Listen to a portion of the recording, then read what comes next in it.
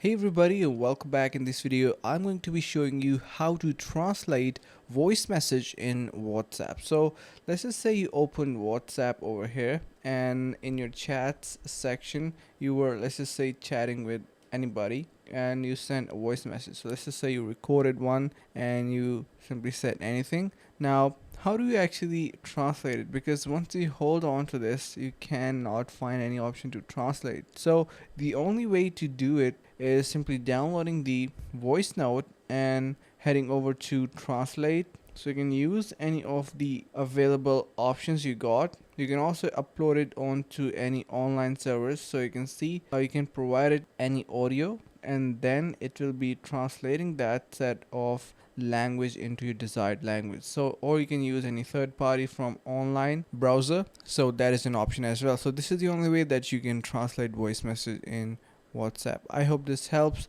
Thank you so much for watching, guys. Stay tuned for more and see you in the next video.